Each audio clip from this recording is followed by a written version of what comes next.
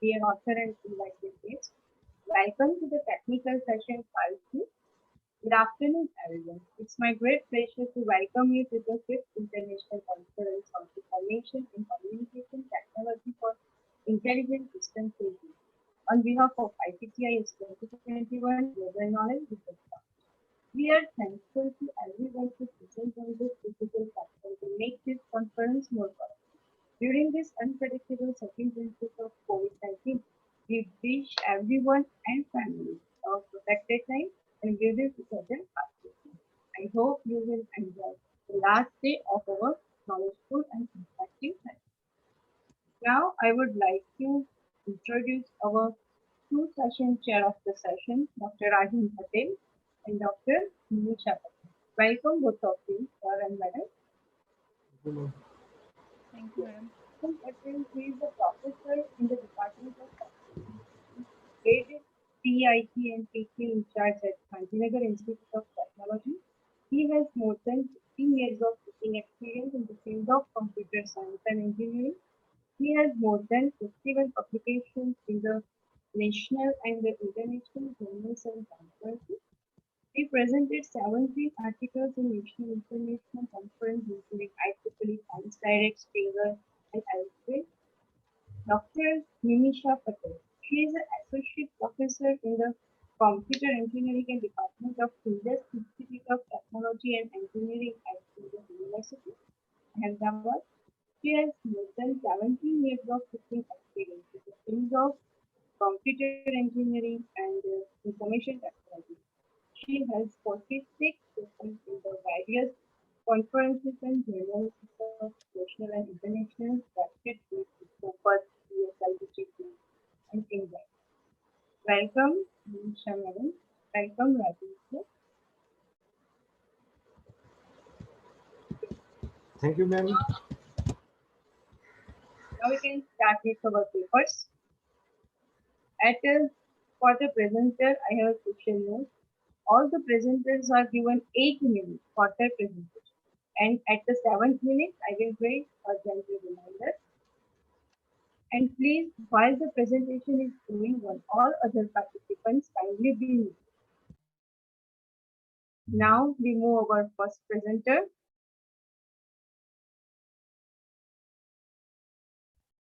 K. Devi Kala. Are you there?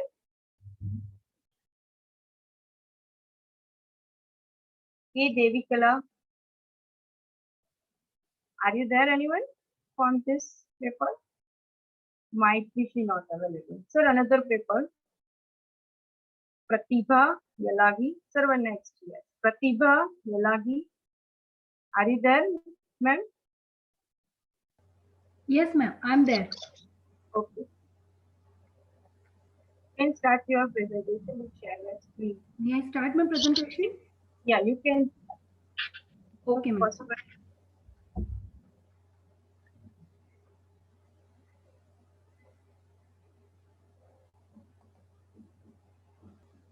Yes, it will be. Yeah.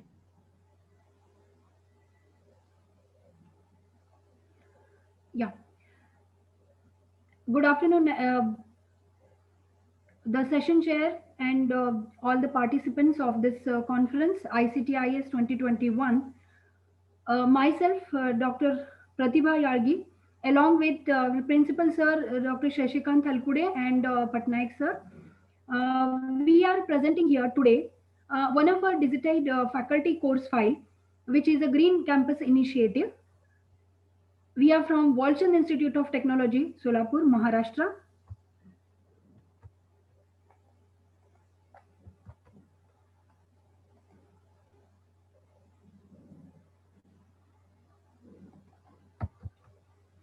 Hello, madam. What's the problem? Yeah. Continue. Okay.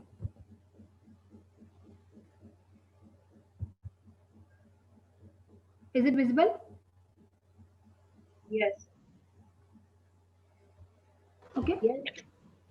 So welcome everyone. We are presenting here faculty e-course book, a digitized faculty course file as a Green Campus Initiative. Myself, Dr. Pratibha Yalgi, along with Principal Sir, Dr. Shashikant Thalkude and our colleague, Mr. PSR Patnaik. We are from Walchand Institute of Technology, Solapur, Maharashtra. So the contents of a presentation, we are starting with introduction, then our faculty course book, and then objective and module design with the implementation, feedback analysis, and conclusion. Let us start with the introduction that all of us are knowing that record keeping is an essential part for improvement for the continuous monitoring. And usually the course file is a document which is always important for a faculty to keep the records, all the academic activities along with the student activities, the faculty activities and everything. So course file is very important for all these one, which is including the delivery of the course, the students continuous assessment and everything. It is having contents like student details, the very important thing like attendance, the course information, assignments, assessments, and course outcomes, and all these things. Now, it is an integral part for AAA, which we call it as academic administrative audit. Usually, nowadays, all of us are knowing that OBE based education is important, especially for our engineering fraternity. And OBE focuses on the teaching learning process based on the student assessment, okay, which is having identifying, collecting, and preparing data to evaluate the attainments of course outcomes and the POs also. So our course file, the reports, whatever it is generating, it is of OBE compliant, which is based on the student activities and faculty academic activities, which is a document evidence for this teaching learning process. It is supporting faculty to review and reiterate and to upgrade themselves through their teaching learning process. Now, what is our faculty e-course book, this product? Actually, this is one of our institute's digital initiative, which we can call it as a green initiative also. It is a framework which is used for compiling and organizing the course file of a faculty. It is totally our in-house customized digital product, which is for time saving. Basically, time saving, it is saving the time for faculty, and it is an efficient tool for keeping the records also. Streamlining, which is it is streamlining the process of better governance through the standardization of this OBE process. It is a web-based Google tool, okay, which is used for faculty for the entry sheet. Simple entry sheet is there, which is having n number of Google sheets we have provided through this course book. It is shared through individual faculty mail ID. So faculty can access it from their mail ID to any compatible devices. Now, talking about the objectives and the module design of our product, basically objectives are we want to bring the uniformity in maintaining the academic records, which is uniform to everyone, so that accessing and whatever the maintenance of the records is there, that will become very easy as a digitization process. So this makes the we want to make it the documentation very easier and simpler for the continuous improvement. So developing a sustainable solution which is saving paper and time also, that was one of the objective for doing this work. Managing, monitoring and utilizing the data effectively for the continuous improvement is the major objective for our initiative. Now, actually, we this product is having 5 models. The first important 2 modules are for the regarding the faculty records, which are having faculty personnel and teaching models, which is having all the information about the course contents as well as a plan, teaching plan with the instructional strategies, the assessment details, pedagogy, and everything, teaching pedagogy. And faculty activity containing their education and technology activities, their conferences, research publications, whatever the institutional departmental work, university level work, their professional work, what they are doing, along with their personal information also, that this module is having. Next module, the 3 modules are related. One of the module is related to the course one, which is having all the course information along with COs, POs, okay, and the attainments also for improving the attainments, which the corrective measures we can take later on. And the student records is having a proper student attendance module, which is very easy module where faculty is only entering the number of absent students, automatically it is generating the attendance. Monthly also we can take the attendance report.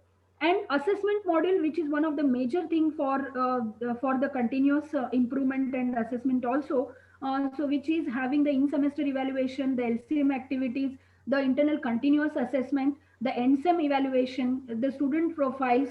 Okay, everything is having in this module. We have inculcated in this module.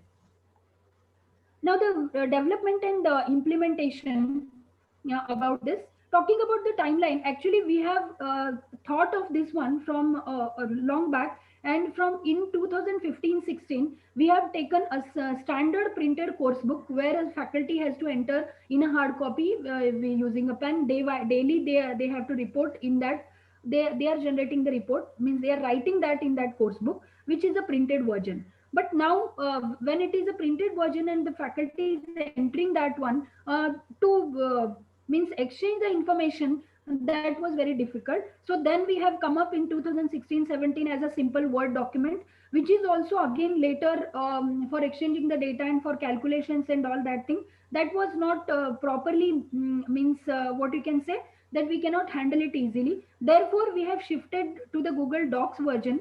And in 2018-19 we have taken it as a faculty e-course book, a product with the Google spreadsheet version. And later on in this is the actual product what we have digitized, complete module. And in 2019-20 we have added attendance module, which is a proper attendance monitoring module in this one. Talking about the product development, this product we have developed using the Sorry, G Dr. Suite for Pratibha, we education. have left Yes, 1 minute for your presentation. yes, ma'am. So we have implemented this for spreadsheets and using the Google Drive, and the customization, whatever the script code and custom functionalities are there, that we have added in this one. It is a multi-device access with the real-time synchronization. So distribution of faculty course book we have done with the administrative monitoring, the progress tracking also, and the record keeping also, where these many, means the director principal can view it.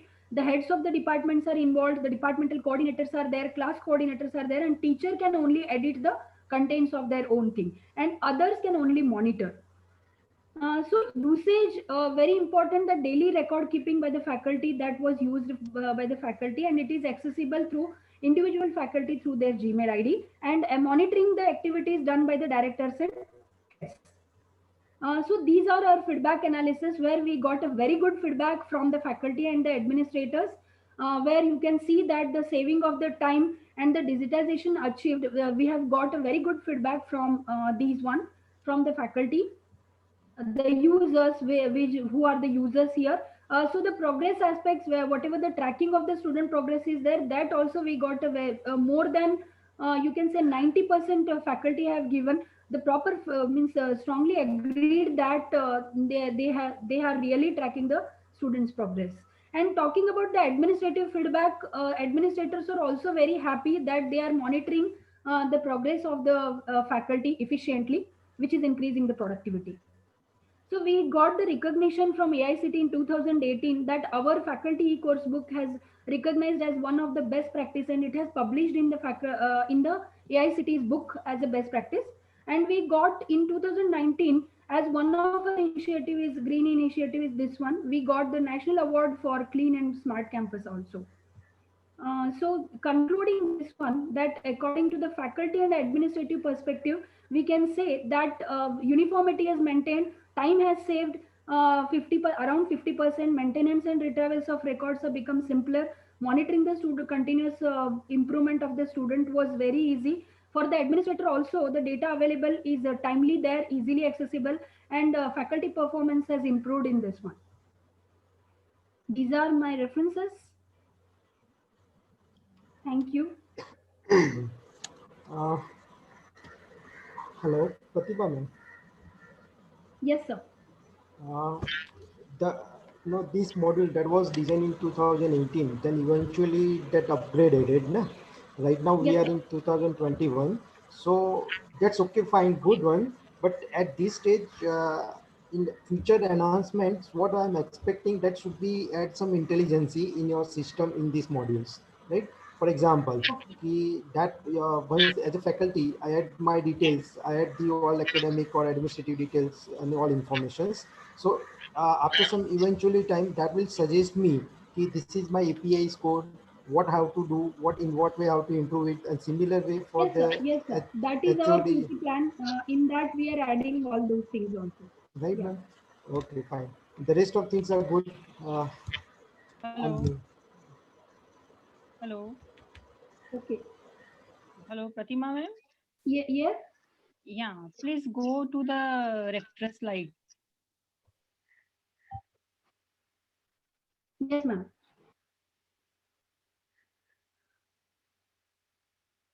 So here I can see that the most of the references which we have used, they Yeah. are very older one. See, in Yes, the ma'am. case of the research, what is our belief? Our belief is if the research references are the latest, then and then we are able to get something new. But here, if you can see that the most of the older one, latest one is itself 2011. Okay. Is there Ma'am, any reason? actually, uh, yes, ma'am. But this course file, whatever the references we got, those are for the course file only. Digitize the project, products, and all those things. We have not found any product in the market nowadays which is maintaining the faculty course file itself. Because other products are there which are for the whole institute for maintaining the all NBA and NAC process and everything. But specially for maintaining the faculty course file, we have not got any product such that in this. Okay. So now my next question is, you had shown the feedback graphs. Yeah. So may I know that how many persons you have considered as a feedback? Means what about the input size? Yes, ma'am. Actually, this feedback we have taken as we have implemented this only for our institute. We have around 150 faculty in our institute. So around Okay, so I 145. can consider it's more than 100. Yes, ma'am. Yes, ma'am. Okay. And administrator, we have taken around 12 administrator we have at our institute. So that is our administrative feedback. Okay, and one more thing I would like to ask you, as you said that the faculty course materials will be available digitally, but let us say that the more than one faculty is there for a same subject, then how would you consider that which material is the best one? Whose material is the best one? Madam, actually, in this product, we are not adding the material. Material is with the faculty At only. one place you had written that course material. Course material in the sense, whatever the resources they are giving, that resources information we are keeping in the course file.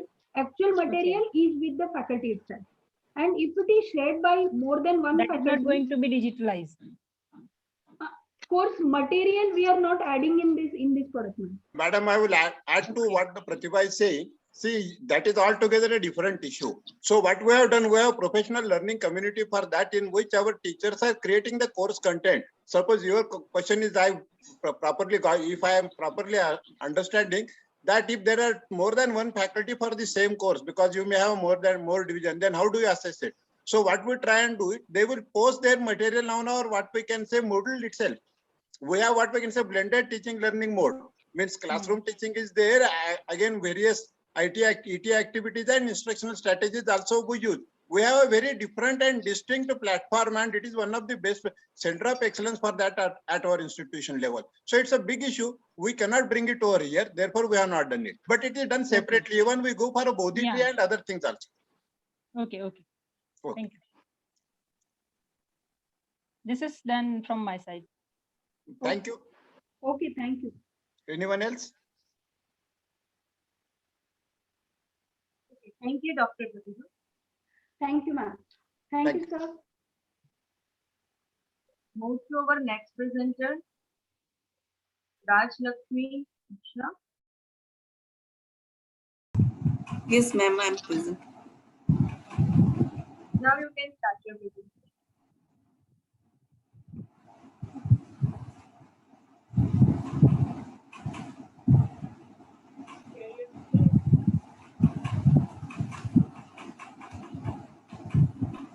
Good afternoon, all of you. I am Rajlakshmi Misra. I am going to present the paper that is a new multi-phase encryption scheme for better security enhancement. This paper's authors are myself, Rajlakshmi Misra, and Jibendu Kumar Mantri, Sipali Pradhan from North Odisha University.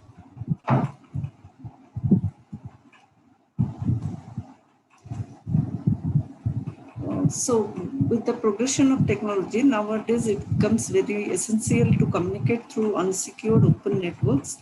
And there are several researchers who have proposed various methods to protect and conceal messages in order to securely transform them. And here in this paper, we are proposing a new multi-phase encryption method using modified Caesar cipher, Atlas cipher, and XOR cipher.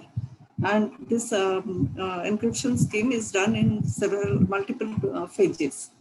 It also utilizes a polyalphabetic substitution concept to enrich the encryption process. And in the introduction part, I have to just briefly say the introduction that to communicate through unsecured medium, it required to protect the information from tampering. As we know that cryptography provides us various algorithms to conceal the information. And we know that there are broadly two types of cryptographic algorithm. One is public key cryptographic algorithms and another is private key cryptographic algorithms. When the sender and receiver share the same key to encrypt and decrypt the information, it is called as symmetric or private key crypto system. And when the sender encrypt the information with using one key and the receiver decrypt the information by using another key, then it is called as public key or asymmetric key crypto system.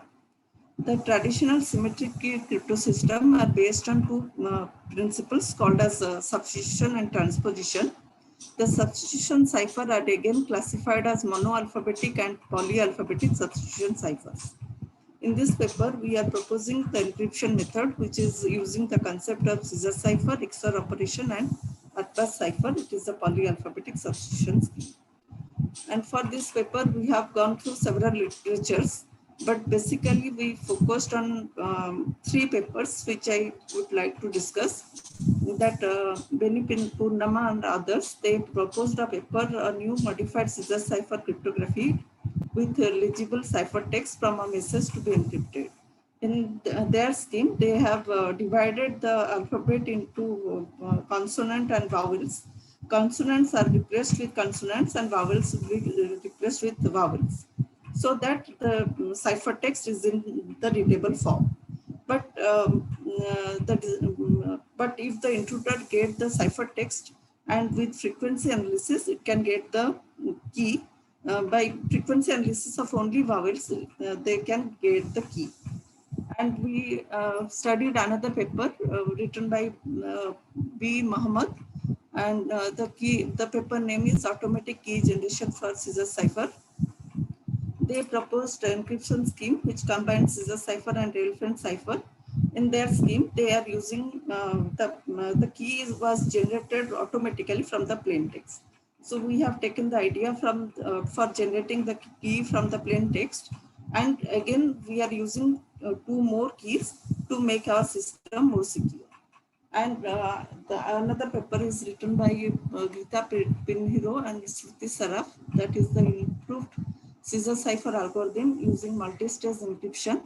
And their encryption scheme, they are using the key as the phase values or positional values of the corresponding characters in the plain text. We are also incorporating in our scheme their idea, and we are improving this by incorporating for 256 characters of ASCII text. In our proposed scheme, we are proposing the scheme for a multi-phase encryption scheme. In the phase 1, we are using Atlas cipher, that is in a modified form, and the phase 2 we are using XOR cipher, and in phase 3 Caesar cipher in an enhanced way. So these are the operations we have to perform on the sender side. First of all, the sender has to get the message which has to be encrypted and sent to the receiver.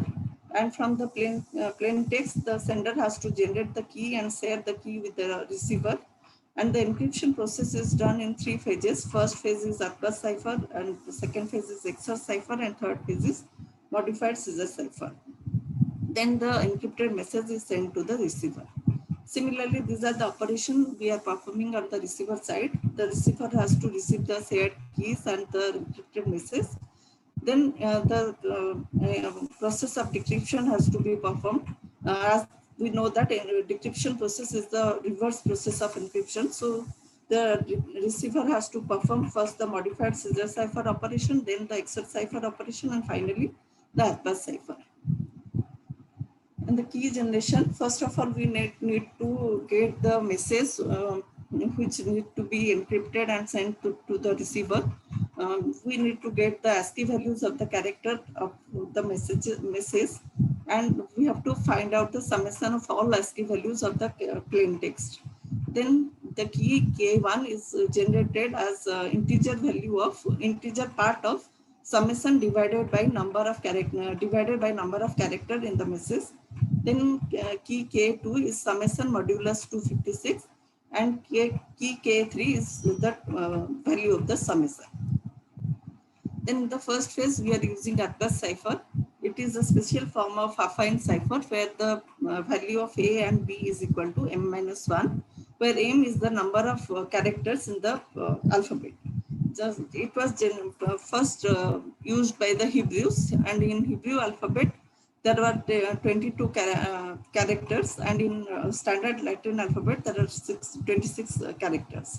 So the process of encryption and process of decryption use the same function, where the value of A and B is substituted as m-1. So according to this equation, the encryption process and decryption process is -x plus 1 mod m. Here we are using the entire ASCII set values of 256 values.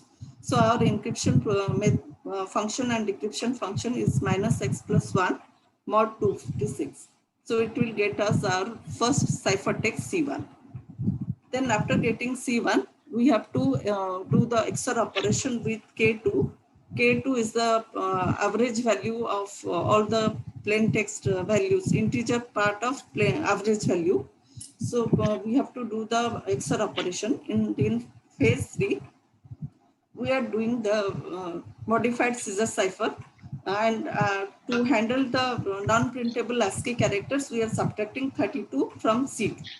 Then C3 is calculated as C2 plus K1 mod 256, and C4 is sum minus C3 mod 256. Then with that value, we are adding the position values of the character in the message, and again doing mod 256, and finally we are adding 32 to get the printable character. Then this is the ciphertext which we have to send to the sender. Sorry to interrupt you, madam. Yes, sir. We have to conclude within 1 minute. Okay, ma'am. Okay, ma'am. So decryption process is just the reverse of the encryption process.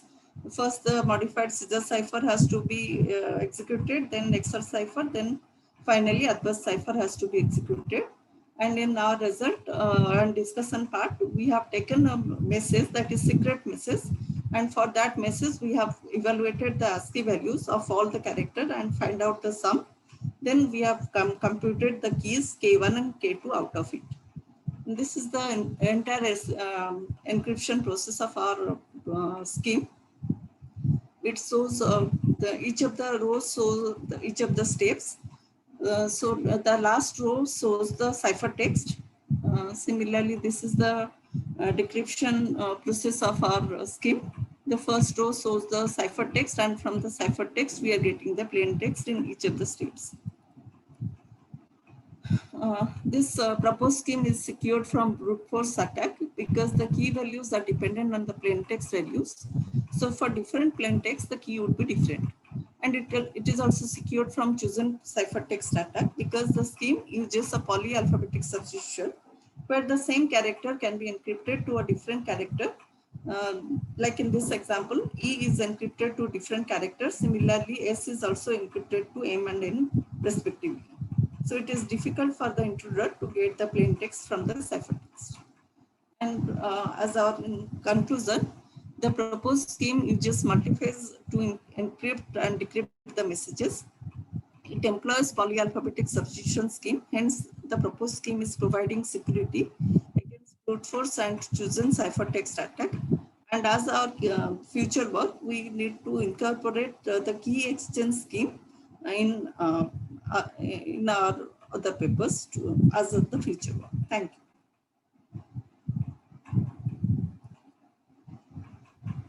Madam. Hello. Yes, sir. Ma'am, Caesar cipher, Atlas cipher, and XOR cipher, these all are the classical ciphers, right? Yes, sir. So, Yes. and as we know, these classical ciphers are not secure at all. And that's why we have modern block cipher. Yes, sir. So, may I know what are the motivational factors? Why you choose only these three? So these ciphers are very easy to implement, and as we are using the lightweight devices, the modern block ciphers are very the complexity is more for implementing those block ciphers. So Agree, it ma'am. is Agree. But if you think about the security aspects, so classical ciphers are not secure, right? And the second thing, I have doubt, you are modifying the Atlas cipher or say Caesar cipher.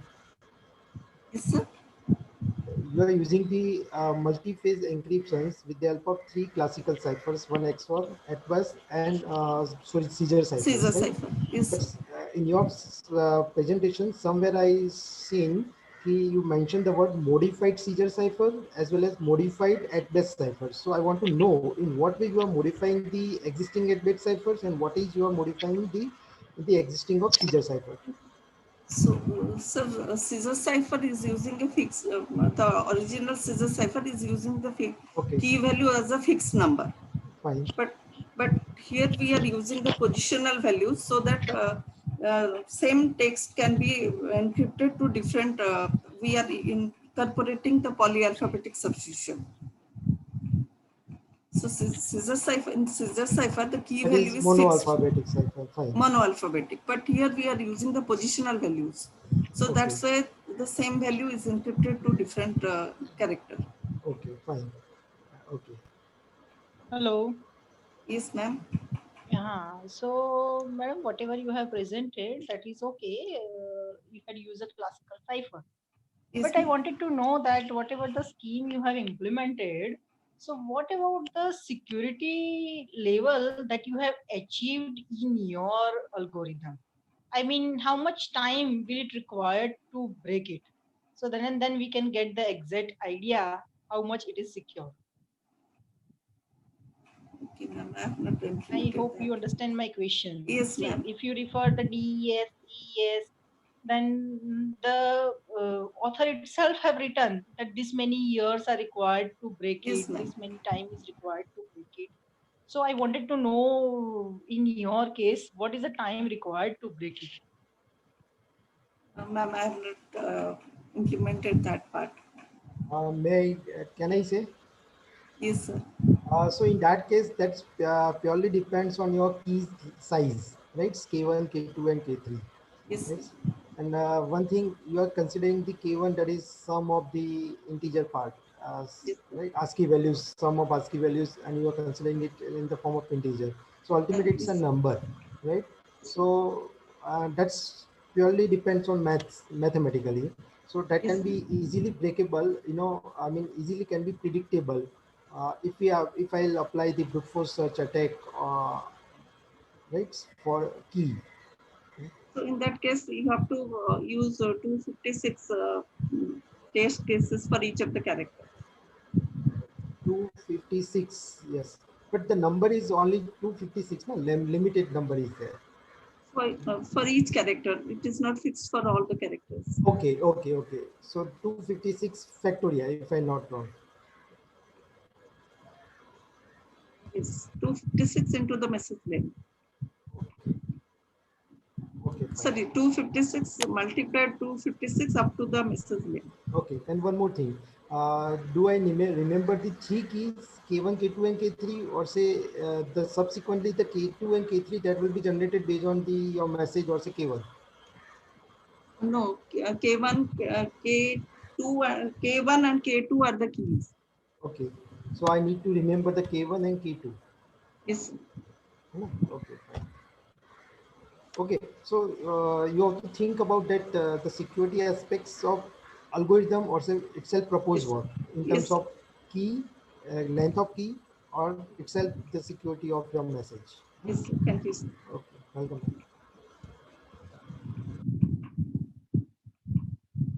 Okay, thank you, Rajni.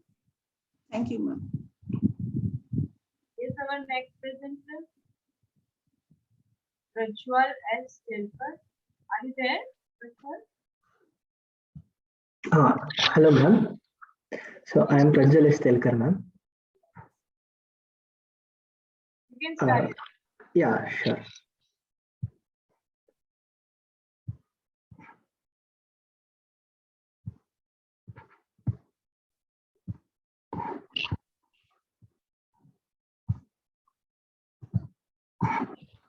So is my screen visible, ma'am? Continue. Sorry. Yes, it is visible. Okay. Yeah, sure. So hello, I am Prajwal S. Telkar. So we have our title is Wi-Fi and LTE coexistence in unlicensed spectrum. So my co-authors are Dr. Kiran V, Dikshit Nayak, and Rahul Raj DN. We are from RV College of Engineering, Bangalore. We have chose this topic Wi-Fi and LTE coexistence because as we have seen in our future, like we are using many we are using heavy traffic of our internet. Why is this? Because due to more devices added into the network.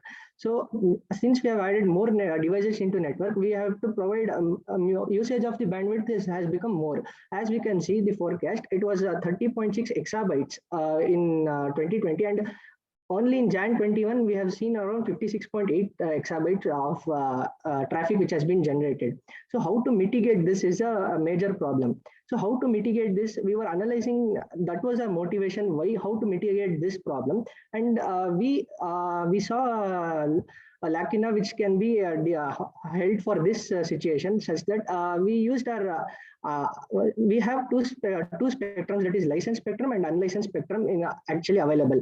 So this licensed spectrum, it is usually used by the ISP providers usually, and they'll be allotted this spectrum. But due to increase in the number of users in the recent days, we see that this license band is getting exhausted. So how do we mitigate this problem is a major issue. So what we have we see is we can we also have the unlicensed band which can be which is actually there. So in unlicensed band we use the we have networks such as Wi-Fi, Bluetooth, radar. Such traffic is being there. So and also we have observed that it is not much usable. Many users are not using this band, and most of the band is free. So what can be done to use this band is a major issue. So how it can be done was our motivation, and how we can expand our bandwidth to give a fast network reachability for the users. So this was our major motivation, and how to proceed. This was the agenda what we were carrying out in this project actually. So as I come to my paper, actually, we have observed that LTE technology has been used. What is this LTE technology? Is LTE in unlicensed spectrum. So we are majorly focusing on the coexistence of LTE and Wi-Fi. So LTE in unlicensed band uses a duty cycle approach, such that for example, if we take a 50% duty cycle, half of the duty, half is allotted to the Wi-Fi and half is allotted to the LTE, such that both can coexist and move. This is the technology. But how can we? Because since we may not know when Wi-Fi users are being used, and when LTE comes, Wi-Fi users performance might be degraded. So this is a major issue which we have to keep in mind. So how can we overcome this? So how it can be done is the algorithm what we have formulated. So we have seen LTE LAA, which is the license assisted access protocol, which can be implemented such that a licensed and unlicensed band can be coexisted. Due to time constraint, I can come back to this related work if we have sufficient time. So coming to our major part of the paper is, let us know the mechanisms which are involved in the coexistence of Wi-Fi and LTE.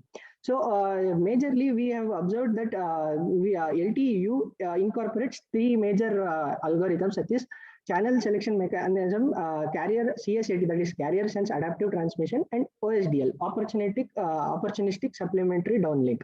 So how this algorithm works I'll explain. So this channel selection algorithm is like, our traffic is moving in the license band, that is LTE is moving in the license band. So to approach the duty cycle approach, we need to come to unlicensed band. But how do we know that unlicensed band is free? So that is that's what we should take care of. So this what this channel selection mechanism does is, this channel selection mechanism is applicable only if the Wi-Fi users are very less. That is, the users in the unlicensed band, if they are very less, we can adopt this, because it will sense the channel for the clean. It will sense the channel. So if a clean channel is found, it will allot full duty cycle for the LTE itself. So if there is no clean channel, this algorithm fails. So if there are many users in unlicensed band compared to the previous one, then it will take the other algorithm, that is CSAT. What is CSAT? CSAT uses the TDM approach, that is time division multiplexing. What CSAT does is, as I explained you, it is a duty cycle approach. So it will divide the spectrum to both LTE-U and Wi-Fi according to the time. So time has been multiplexed here.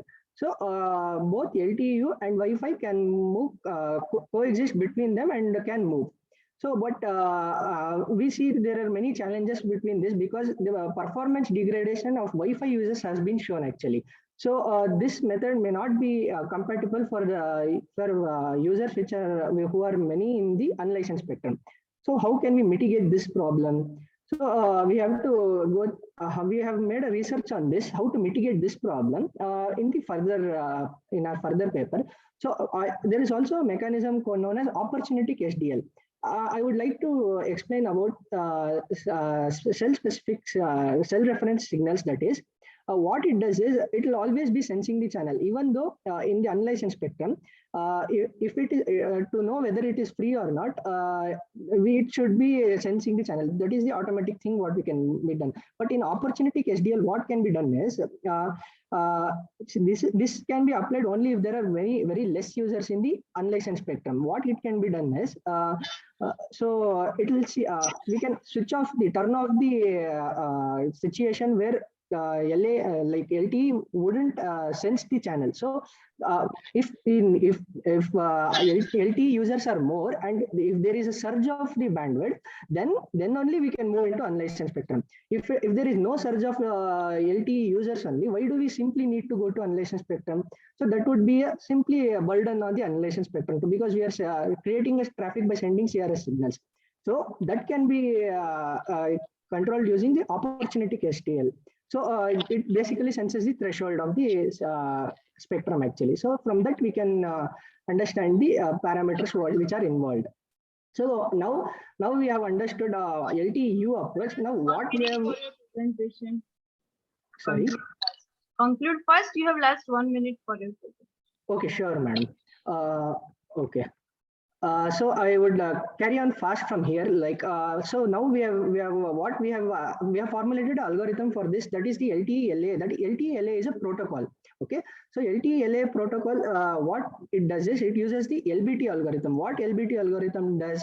LBT algorithm is known as listen before talk. It will assess for the clear channel assessment. CCA is done.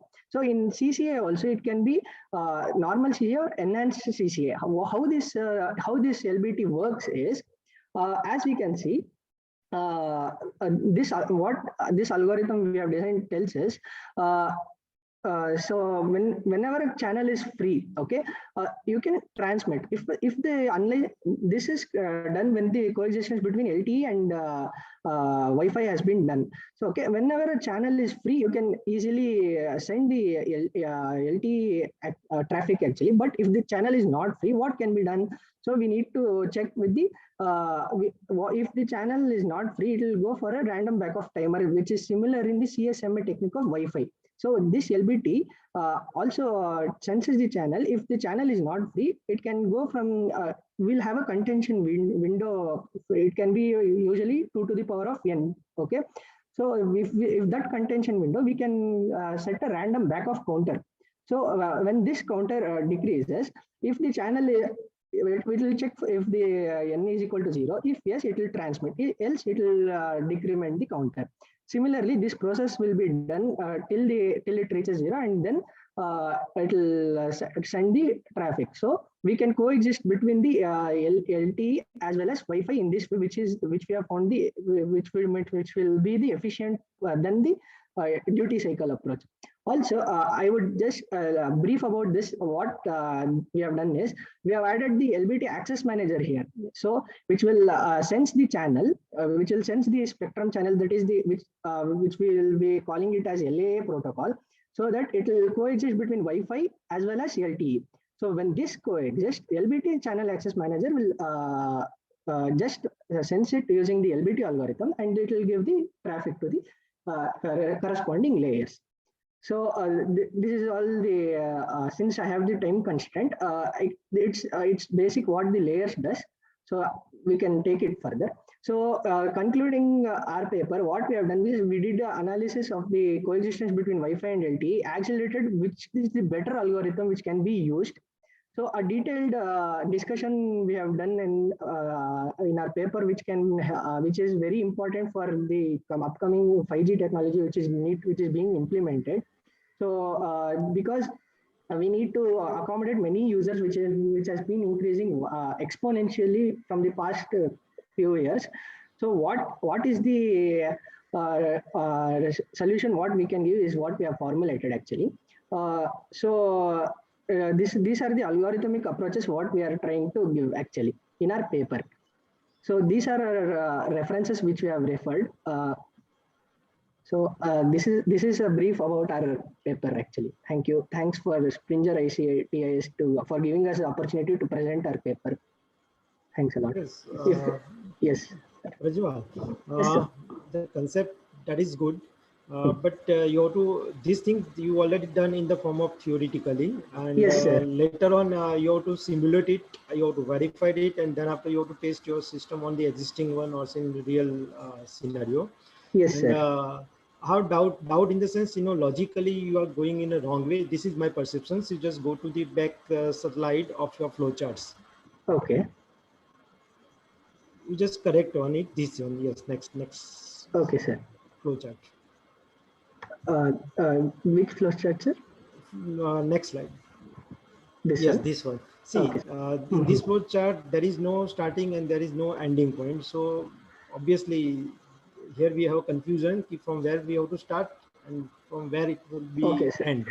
Yeah, actually, we'll actually sense the channel actually. So if LA is sensing, will sense the channel. If it is idle, we'll request for the transmission actually. No, that's okay. But according to logical, you have to think about that, right? Otherwise, what happens is this will be goes in deadlock or maybe goes in infinite. Okay. Okay. So this is a little bit correction from my end. You just think about that. And, we're also trying to implement this on NS3 simulator actually, sir. We are working on it. Okay, fine. Good.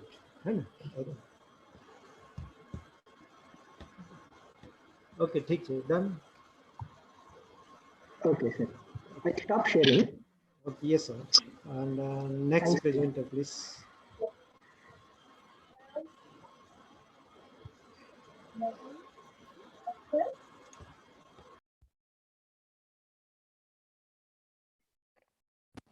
Hello.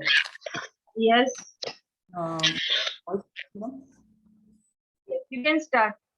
My full.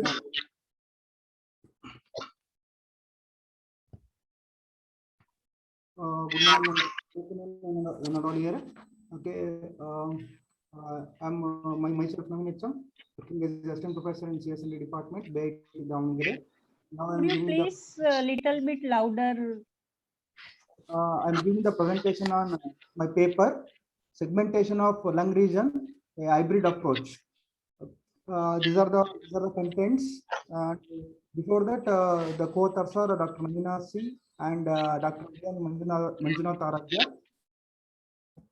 Contents. These are the contents. What I am explaining today. Contents: introduction, related work, proposed method, results, and conclusions. Introduction. Okay, models are considered that are to be examined or situated with lung paradigm. So lungs occupy not more than the half of the region of the computed tomography images slice. Means, so we are using the input images as CT images. Okay, the CT images, lung. So means the nodus tumors will be in the part of lungs. So the lungs are not occupying more than half of the regions. So that's why what we can do. So here in the introduction, so why we are using this segmentation means, so the region, the segmentation routines executes only on the inner part of the lung region, so that a lot of computational burden can be saved. You can save the computational burden. And the next is the count of false detection of lesions found in a segmented image is drastically lesser than that of the designated in the same image without segmentation. Means we have to do the process of segmentation. The without segmenting the lung region, we are having the more false detections. False detections of lesions will be happens. So if we are segmenting the region of interest, okay, that is a lung region. So the false, we can avoid the false detections. We can avoid. So by using this means these are the two things you have to consider for a segmentation of lung regions. And these are the related works related we have to take on. These are the related works. So you at all proposed an iterative threshold algorithm for segmentation of lung, followed by the opening and closing operations using morphological operations for refining the segmentation output. And one more author, Am et al., used the region grouping method with connected components analysis for exiting the lung fields. And one more author, Q et al., used an initial threshold for segmenting the lung region. And for improving the segmentation process, a border marching algorithm is used for segmentation. And another author, Go et al., used a threshold-based method for separating the pulmonary vessels, lung airways, left and right lungs separately. And another author, Juby et al., introduced a method that uses the various levels of thresholding to segment the lung from other parts of the CT images. So we have to keep the referencing of these methods. So we are proposing a method. Okay, so it is having the 6 steps. In the first step, we are inputting the images, and we can pre-process the image, and we have to select seed points, pixels, and calculate the probabilities and combine the probabilities, and finally we are segmenting the output. So what the region of interest we want, we can segment it. Okay, so this is the hybrid method. We are focusing on the hybrid method, it combining the some of the all the methods. Some of the methods will be combined, and we are taking, and it is segmenting the nodes with irregular boundaries. Interactive with the random walk algorithm, we are using the random algorithm by modifying the weights and the watershed algorithm we are using. We are using the random walk algorithm with modified weights and watershed algorithm. We are combining these two algorithms we are using. And here we are taken the input. So we can take the input as a LIDC data sets. LIDC IDR data set we are taken. So it is publicly available. And from that, it is having the 124 GB of data it is having. So 124 GB of data set. So we have downloaded the data set. And from that, we have taken the 100 patients. Okay, so we have taken almost 100 patients. It is having the 500 patients data sets it is having. So we are considering only 100 patients. So in the 100 patients, so here we are having the data sets. Okay, so that is a CT scan image we are taken. So CT scan for each and every patients we are having the CT scans contains the images, 60 to 70 images it is having. From that only 1 or 2 images you have to take. So with the help of radiologist, we met the radiologist and how to process those images and how to take the correct input image we have to taken. And we are making one data set, that is the one data sets that contains the hundreds of images it will contains. Okay, we have taken that one as an input, and we have to pre-processing that input images. So that in the pre-processing, random noise, Gaussian noise, and salt pepper noises are removed using the median filter by preserving the edges. And in the random walk algorithm, next step, so which is 2 pixels are picked by the user as a labels for nodules and lung regions, because so there is a sum of the nodules or lung regions, means we are having the nodules. Okay, so tumors will be there. For that we are picking the 1 pixel, and for lung region we are picking the 1 pixels. We are initiating the pixels. So for each of the unlabeled pixels, the probability of the arriving nodal and lung pixels are computed. And here we are using the random walk algorithm. So this is the to selecting the pixels. So we are using the random walk algorithm with the weights. So we are using the weights we are using. So this is the steps we are having. So the following is a procedure to calculate the weights of the pixels in the image. So compute the intensity differences between the unlabeled pixel and the seed point using Euclidean distance. And second step, normalize the resultant value. And third step, calculate the geometric distance if required. And fourth step, compute the Gaussian weights.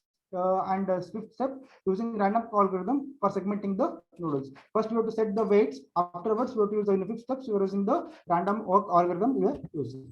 And we are using the watershed algorithm. It is finally, so it will extract the regions. It will be extract. Okay, in the nodal segmentation process, the watershed able to produce a complete division of the image in separated regions, so that nodules with irregular boundaries can be extracted using watershed algorithm, as the boundaries of the nodules resembles the catchment basins and watershed lines. And these are the results we are having. Okay, so sample only 2 results I'm showing. So this is the input image we are given, and these are the 2 things, 2 results we are getting from random algorithm with improved weight.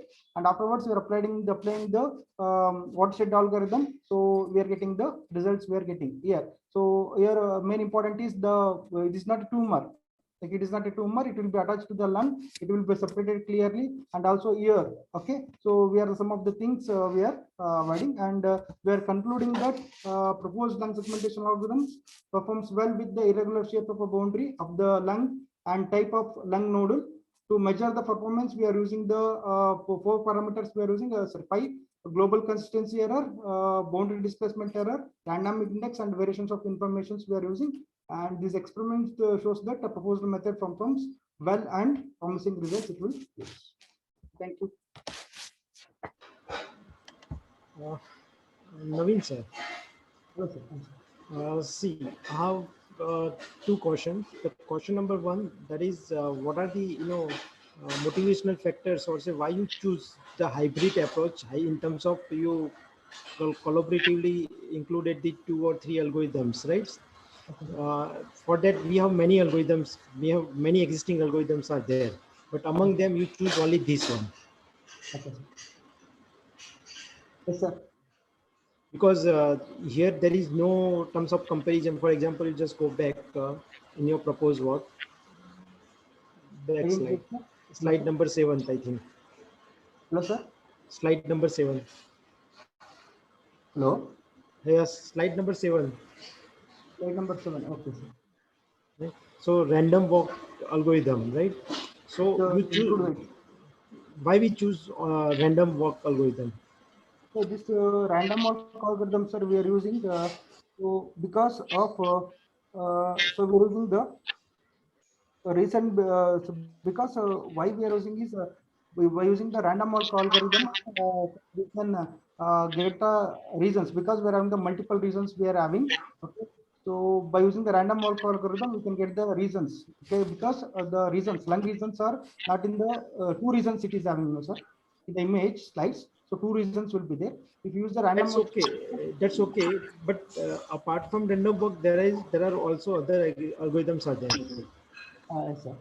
So for my work, so I chosen this random walk algorithm, sir. It will use the good performance, and also it is work is very reduced. Okay, yes, that's I want you to highlight that things. Why you choose the random walk algorithm, right? Hello. Hello. Hello. Am I audible? Audible, madam. Yes.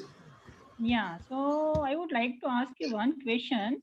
Have you thought about the accuracy of the result, whatever you got in a PPT number 9? How much it is accurate? Madam, okay. I think so we are in the I think, paper. So I think in this paper, though you had not included, but accuracy is also matter here. yes, ma'am.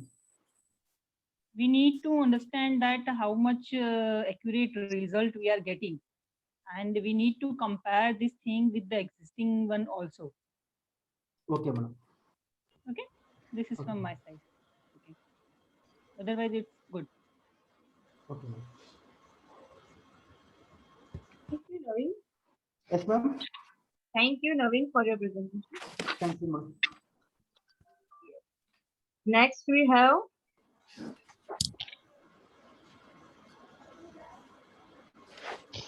Nagarashna. Are you there?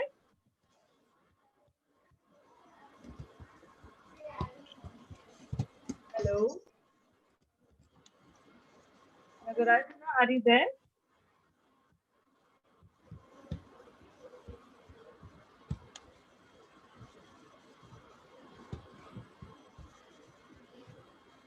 The participant is my.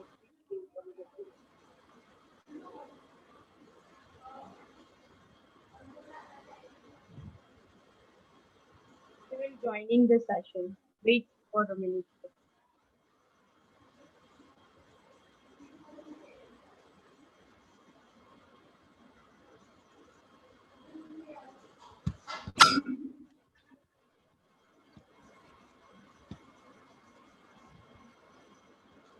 Hello, Nagarashna. Are you there?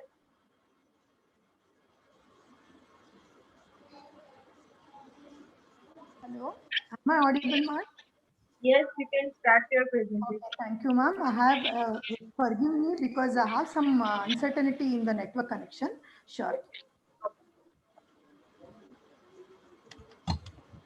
So, just a minute. Good afternoon, one and all present here.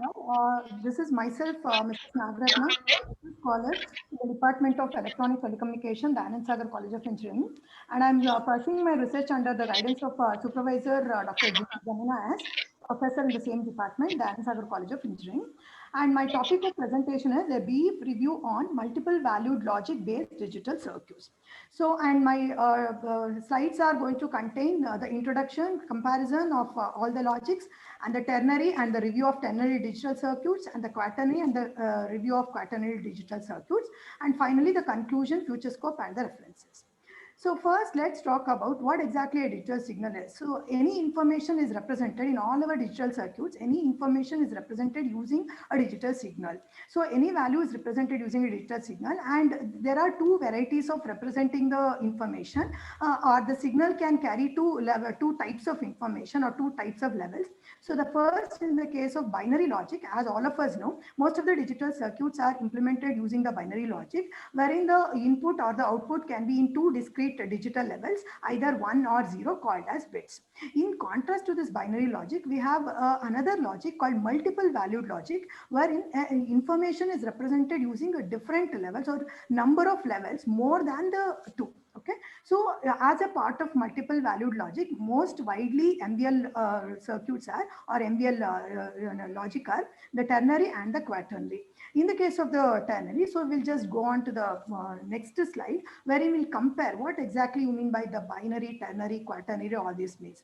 Basically, all these are nothing but the base system. So as we have studied about the number system, base 2, base 10, octal, hexadecimal, like that, even the ternary and the quaternary is also a number system. But why we are not implementing the other number system for digital circuit is, in the case of any number system, if we take say octal or hexadecimal or anything else, we will be having many number of discrete levels, which is not possible to realize in the form of an hardware. So we go for most widely used nowadays is binary only, but I'm proposing, so here we are proposing the implementation of the digital circuits apart from the binary, that is ternary or the quaternary, with its advantages and with its features. So first we take a comparison. So if you use a binary logic, as I told, the radix is going to be 2. And the discrete, the signal can take either the 0 or 1 in this case. Let's consider I want to represent any value in terms of the binary, then I would be requiring log n to the base 2, where n is nothing but the number which is used for representation. Let's consider an example. If 75 has to be represented, it can be represented by 1001, as all of us know. Whereas in the case of 50,000, it requires, if I do the same binary representation, it's going to be requiring 16 bits. Let's go to the ternary. So in the ternary, as I told, radix is going to be 3 and 3 discrete levels will be there, and that's why it's called ternary. And if you want to represent any value, here is a catch. So if you want to represent any value n, it's going to be log n to the base 3. That means, for example, if I want to represent the same 75 in my ternary, it's going to consume only 2210, only 4-digit number.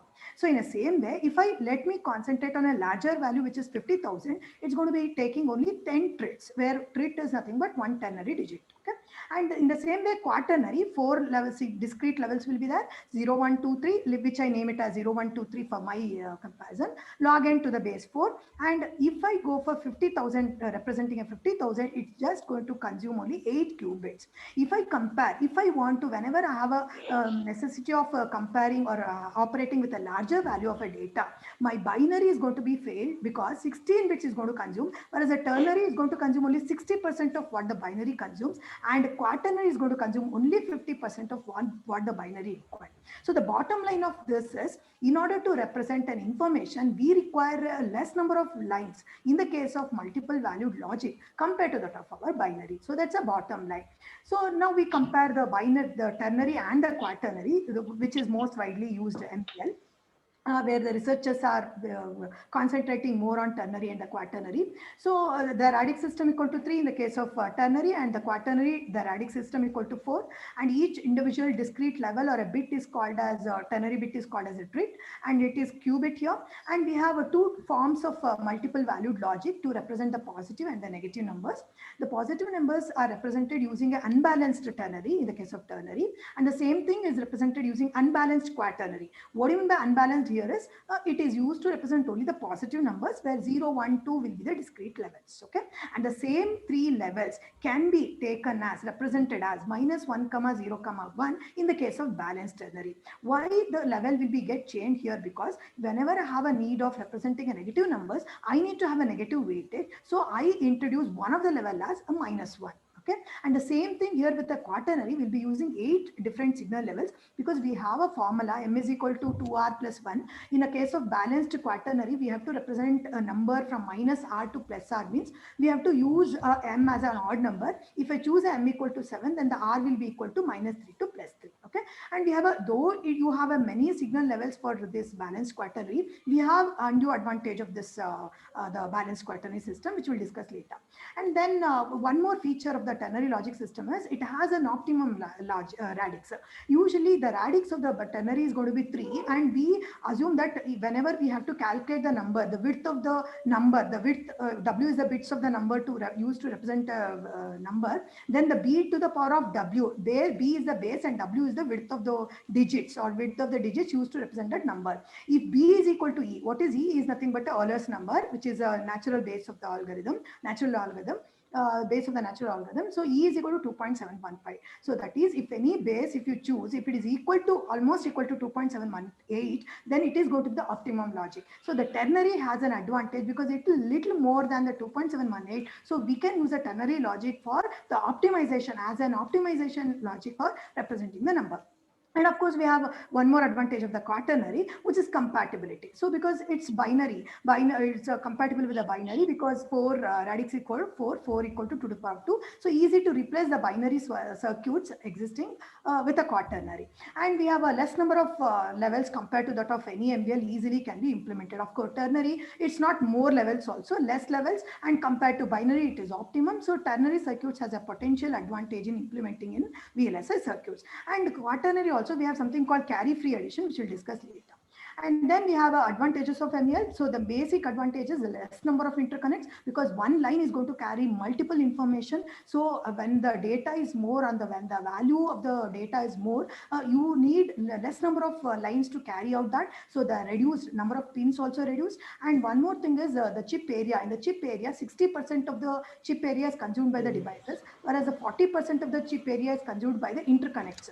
If the interconnects are less, because in the binary, as I've explained, more number of bits will be flowing, lines will be flowing to carry a certain number. So the same thing can be reduced, means number of interconnects and the pins will be less. So naturally, you can think of reducing that 40% of the chip area using the multiple valued logic. And one more thing is symmetric property. So this is used in the case of representation of negative numbers, which will be discussed with an example in the later slide. And the MBL can provide the means of increasing data processing. Of course, it will provide a higher data processing capability can be provided compared to that of binary circuits. And let's talk about the presentation in detail. So you have last 1 minute for your presentation. Okay, fine, ma'am. So we have a 65 decimal. If I want to represent in the ternary, then it will be 2002. And in the balanced ternary, where negative numbers are used for representing. So we can see here, one advantage of the symmetry property is 65 decimal can be, you can replace. If you want to have a minus 65, you can replace the 1 with the plus 1 with a minus 1. So that is how it is.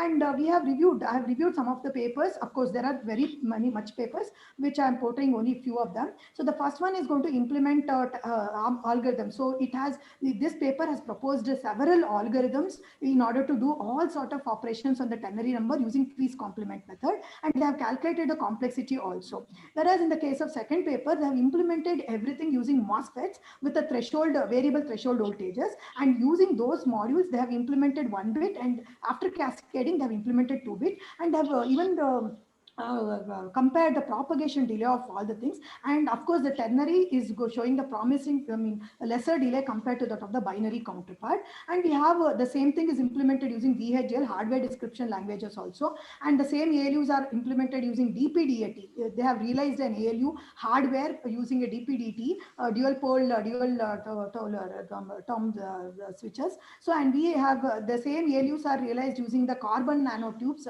because the carbon nanotubes are going to offer low power consumptions, and comparatively to binary circuits, MBL circuits are going to consume a less power because the switching will be less, because it carries more information. And we have in a quaternary representation also, and we have before this, so we have a ternary processor. So one of the paper has come out with a ternary processor, wherein completely they have designed a data path unit, control unit, everything, which is capable of handling the ternary signals. And next we have a quaternary. In the quaternary also we have the same advantage. As I told you, it has a symmetric property. Both of the balanced ternary and quaternary has a symmetric property, where 49, if I want to represent in minus 49, just I'm going to replace the 1 with minus 1 and the minus 1 with the plus 1 and so on. Okay. So the positive number, leaving the zeros as it is, 1 can be replaced with minus 1 and minus 1 can be replaced with plus 1 and so on. So this is going to be easier, because in our binary, we have to, if I want to subtract, I have to take a 2's complement, which is going to be 1's complement plus 1. So that addition of plus 1 can be avoided in the case of your balanced multiple valued logic. And that's what carry-free addition, the QSD. So that's an important factor of QSD. So if I have maximum set of -3 to +3, and here if I have if I add adding two numbers from this set, I'll be getting maximum of +6 to -6, and this can be represented with a 2 digits number without carry propagation. So the advantage here is in other circuits and all, we have to. That's a major problem of the binary adders and all what we are facing. The carry has to be propagated, and the last stage has to wait till it gets a carry from the lower stages. But here it is not so. If I spare extra 2 digits for each and every stage, then no need of propagating the carry to the further stages at all. So this is an important concept of carry-free addition, where in a high-performance adders we can think of implementing the quaternary adders. And so what is my conclusion? In the same way, we have a couple of papers on quaternary digital circuits also, where they have implemented a quaternary ALU which performs addition, subtraction, all those on QSD using the QSD method. And they have shown that one important factor, what they have shown is in the quaternary sign digits, addition, subtraction, whatever. So if the higher bits are there, then also when you perform a higher bit addition, then also the constant, the propagation delay is going to be constant, and even the chip area is going to be even relatively constant compared to that of other binary existing adders. So that's an important factor which we have to see. So the conclusion, the overall conclusion here is, whenever we have to go for a high performance circuit, when we need a reduced propagation delay and low power consumption and a less chip area, all those things, and less number of interconnects, high data processing capability. So what we can think is, so we can replace the existing binary digital circuits with the ternary circuits, because already the authors have implemented the processor or the ALUs and all. So what is my researches or scope of research is, I'm planning to have a floating point processor using the ternary or the quaternary. So I have already designed with floating point adders, everything using the ternary. So, but the thing is, I have to just combine all these things to form a ALU and then build a processor.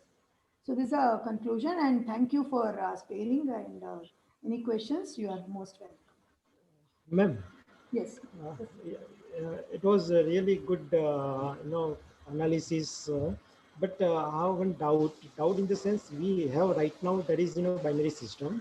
Yes. So over the existing of binary system, we are trying to implementing the, ternary or say quaternary. Yes. Yes. So will it be entirely change the complete hardware, or say will it work on the existing binary system? Okay, sir. Sir, actually here, whatever the work I have seen here is, they have implemented using three techniques, let me consider. One using the RTL description, other using the circuit level description, and other using the carbon nanotubes. So three basic technologies are playing a major role here.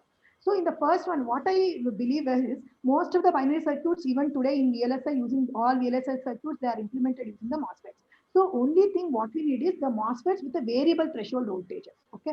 So if we implement, of course, the quaternary is going to be very difficult, because especially for QSD, we need to have 8 different levels, means 7 different levels, means noise margin is going to be worst affected. So, but we can think of having a ternary, because which is optimum, and we can implement using 3 voltage levels, and it's possible in our chip to provide, because we can represent the 0 in most of the papers. They have done the same thing. 0 is represented as a minus VCC, 1 is represented as a 0 voltage, and my plus 1 is represented as a plus VCC. So existing MOSFETs only, when they have implemented using the MOSFETs, so I don't think there will be much of what conversion is required. So using the same MOSFET technology only, using the same nanometer technology only, this can be replaced. Only thing is additional burden on circuit design. That's it.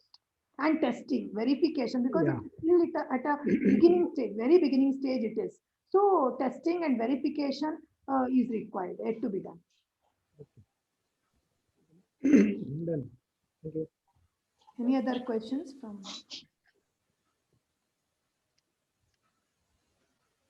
Thank you ICTS 21 for the, do you have any questions? Okay. Thank you ICTS 21 for giving me this opportunity. Thank you. Thank you. Yes, sir. Now we have all done with our presentation. And I sincerely thank all authors for their excellent presentation in this session, and all our participants for being part of this international conference. I hope this session was informative. All the presenters would be getting their digital certificates through the email within 2 working days. Further, all the papers have already forwarded to the state, and the publication will be live within 5 to 6 months. Kindly cooperate with the team of ICTIS 2021.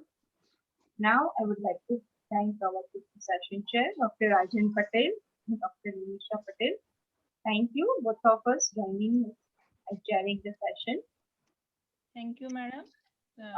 Congratulations to the team ICTIS 2021 for organizing such a nice conference. And at the same time, thank you for inviting us at the session chair. All the papers are nicely presented. So congratulations to all of you. And here is a token of your appreciation for both of you. This is for you, madam. Thank you, madam. This is for you. Digital certificate for both of you. Now, at last, I would like to, can you please, all of you turn on your camera? You can take a quick snapshot for memories of your event.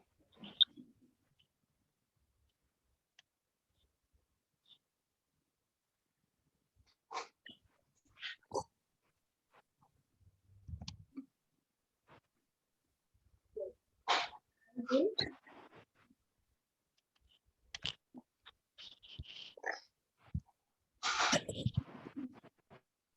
Yes, done. Thank you. All of you. Thank you, sir. Take care, everyone. Disha ma'am, Yes, sir. ma'am, can you share one of your certificate, digital certificate? I'll take this screenshot of that. Okay. I can mail you Okay, okay. both of I can share the certificate. Okay, thank you to the GR Foundations and the entire team of ICTIS and Disha ma'am also, so for moderating the sessions and all the participants.